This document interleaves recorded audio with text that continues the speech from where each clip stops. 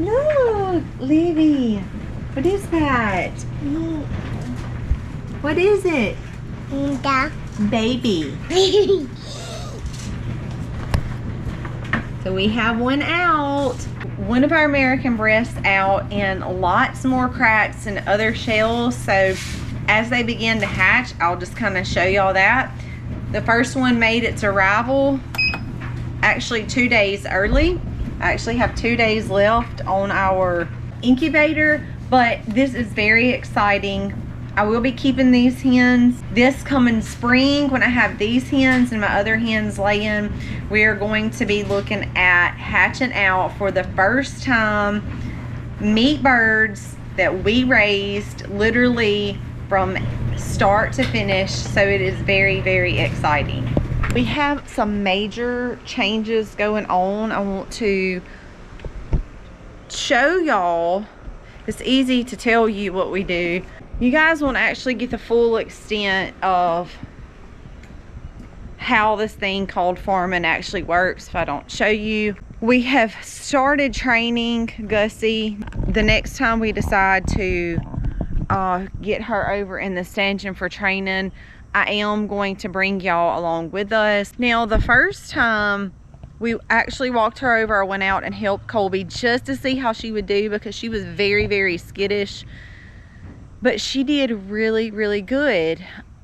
We walked her over, we got her over in our holding pen, which is right beside the stanchion. I led her with the bucket slowly up the stanchion until she went right in. I gave her a couple of minutes, just let her eat. We started rubbing on her back. Colby did that again this morning, and it is just a process of getting her comfortable with the stanchion before she has a baby. So when she's in milk, and I think this is where a lot of people go wrong, when she's in milk, trying to drag her into a new place, fiddle on her, touch on her, get her milked out, when one, she's not familiar with us, two, she's not familiar with our place, is a big ordeal. So what we have learned to do in the past is what's called stanchion training, and it is where we literally just walk them over slowly, one at a time. We walk them over from wherever they're at. They go over into the stanchion, and we repeat that week after week after week. Just get them in there, feed them, let them get comfortable, know that they're safe, they're going to be okay. We, like I said, we start rubbing on their backs. We slowly work to their bags. Correct any kicking. Then if she decides that she doesn't like her bag to be touched and she tries to kick at us, we will start correcting that then. So Gussie is not far. She lacks probably a month and a half to 2 months before she has her baby. So it is vitally important for us to start that process with her now. Get her in there every single day. Let her get comfortable, let her eat, rub on her. So then once she has her baby, it is not that big of a deal. We can get her in the stanchion. It will just be like another normal day's thing. Get her milked out. And I'm excited to see kind of what she's going to give us. She is a Holstein, which they're known to produce a lot more milk than Jerseys. However, she's a smaller Holstein, which is good for us because we don't have a lot of land for really big cows to graze on. So she is a smaller Holstein, which is okay. We would prefer a smaller body Holstein. So I don't know, we'll see. But this is what I brought y'all out to show you guys, is thing one and thing two right there in the trailer. So those are two sheep. Let me tell you kind of the rundown of what's going on with them. So they're perfectly fine. They are actually about to go to freezer camp. We were going to actually let them probably grow out until closer to fall and winter before we decided to take them. Well, those two numbskulls made it a daily habit to get out of the permanent fencing. You can see back in that pasture where our cows are, some of the sheep are too. And getting out every now and then is one thing, but they were getting out multiple times a day, which is a problem. So they were weathered off for this purpose. We they're not going to get much bigger anyway, but we were going to wait until it got a little bit cooler to take those guys. But you know, this is farm life, and when we have an animal that is getting out of permanent fence multiple times a day, that is a problem. Now, they weren't actually causing much trouble, except for we did see them headed over to my sweet potatoes. So am I thinking it was a deer? It was probably them that were getting out at night, because they were constantly getting out of the fences. And when I looked on the cameras, all I could see was 2 bodied animals. I thought for sure it was a deer, but Colby said one morning that he saw them coming from that area. So, and it might have been a mix of the 2, the sheep and the deer, who knows. But I will say, them getting out is a major problem. So those guys are headed off to freezer camp this morning. Also wanted to show y'all what is going on with our sprout.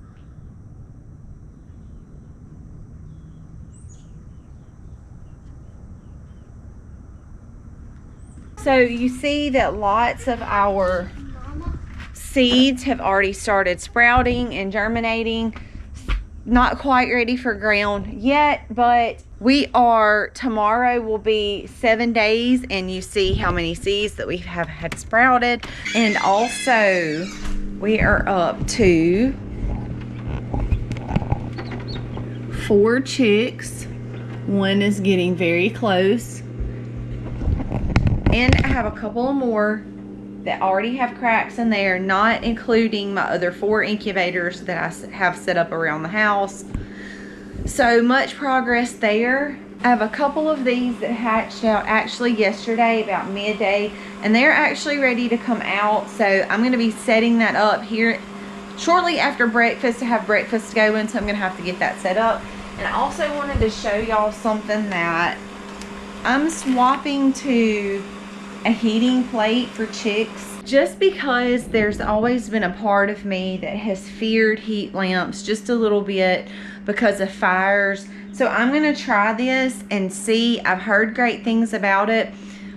I also looked at some heating mats, which like you lay actually down, but I thought that's kind of nasty because they're gonna just poop all over them, and I did not like that. They're chicks, my nature can be very messy, so I didn't like that idea. I did decide to end up going with this little heat plate, and it's basically like a little tent on legs that the chicks can go under, and it is much more safe than a heating lamp. So I don't know, I'll let you guys know how I like it. If I do have to pull the heat lamps out because I feel like they're too cold or whatever, I do have that option. I do still have those. I just don't love the idea of the heat lamps.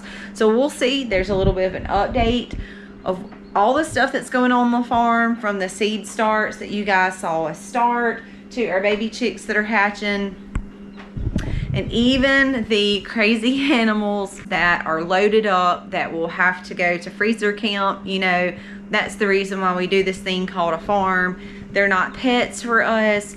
We provide them with a wonderful life. We give them a wonderful opportunity to live the best life that they can, because we know in return that we will be able to benefit from providing them a wonderful life. Y'all, I'm finishing up today outside collecting some seeds. I'm going to tell y'all just how easy it is.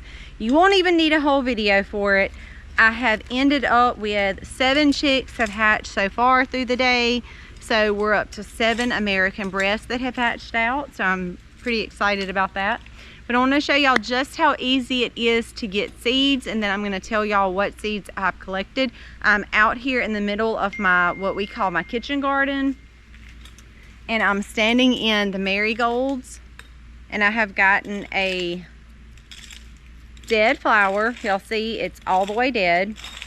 And if you look under what would have been the little petals, I'm going to pull these out and open that up so y'all can see.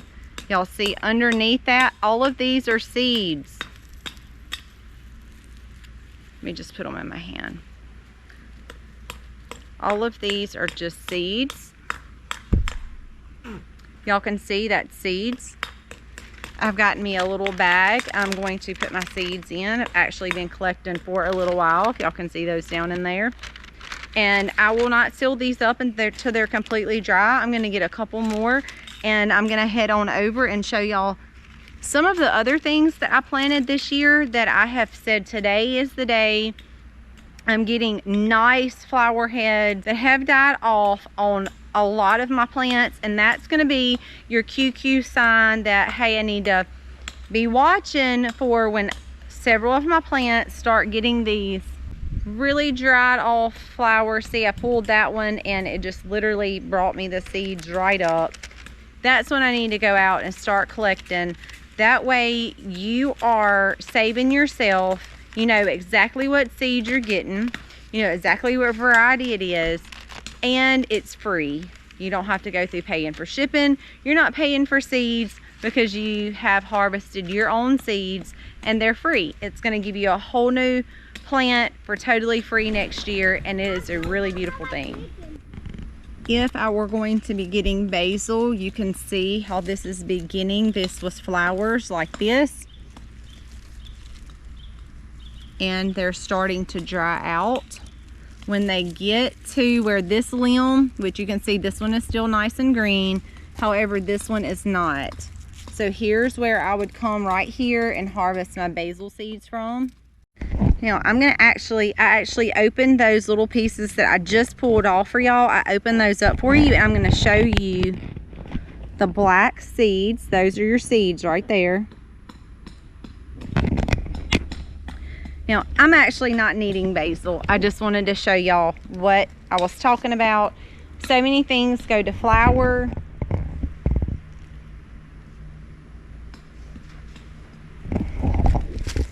And those flowers are going to set seed.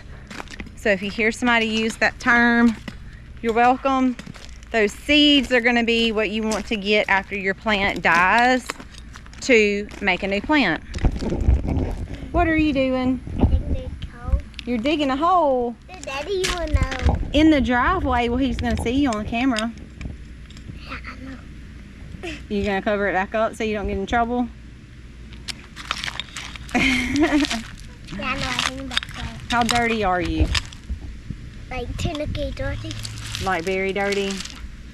You like playing in the dirt? Mama will let me. They're playing in the walks. So you can't get in the sand pit? Why can't you get in the sand pit? Cause you will let me. Why? Cause I get nasty. Cause you get so nasty. I wouldn't jump in the pool after I got gone. See, well, the thing with the sand pit is it's like not really a sand pit. It's more like a dirt pit, and we've had no rain, so it's really, really dry.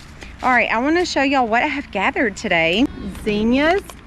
Again, these are flowers that have died. You can see the flowers have died. I did get my huckleberry berries that were hard and ready. This is yarrow. Same thing. You're looking for your dead flowers. I got feverfew. And this is toothache.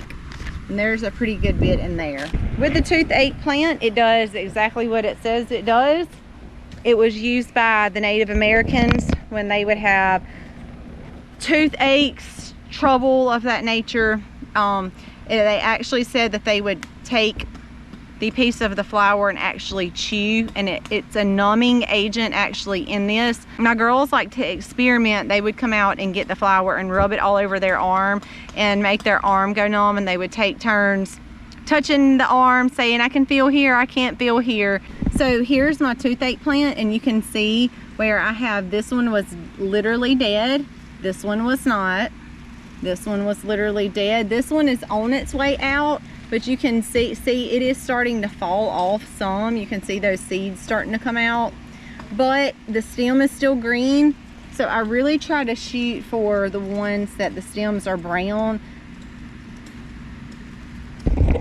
because those are going to be your most mature seeds. The longer it has been on the vine,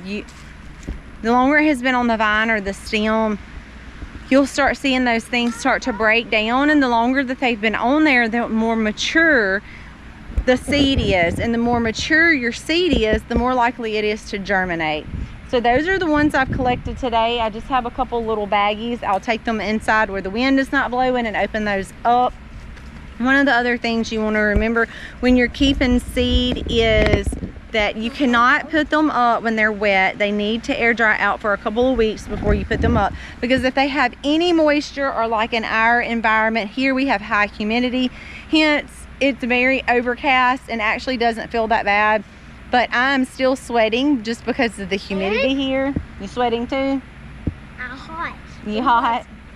It's actually not a really hot day. It's overcast. The wind has kind of been blowing, but again, like Jennings said, we're still sweating because that's just the nature of Mississippi. But the humidity, as far as the humidity goes, I wouldn't want to just keep those closed up. I want them to dry out for several weeks so that no moisture is in there, because if you close them up with moisture in them, you guessed it, they're going to mold and mildew and they will not be any good. And you've wasted your seeds and your time, and you won't have plants, and you still have to buy them, and it's just not a good thing. So you want to leave those open to air for as long as possible. Those are a couple of things that I grabbed today. It has been a very successful and productive day here on the farm. I hope y'all enjoyed tagging along. If you like the video, make sure you give me a thumbs up, and make sure to leave me a comment and let me know what you guys are planting for fall. Some of the seeds that you may be saving. There's one that I have never saved before. It is a beautiful flower. It was actually known to be in Thomas Jefferson's flower garden, but I like it for the bees, and I have not gotten seeds from it ever, so we're gonna attempt to get seeds from it. But I hope y'all enjoyed this video, learning along the way. Happy homesteading, y'all. Happy homesteading, y'all. You said it. Happy homesteading, y'all. Whoa, you've been working.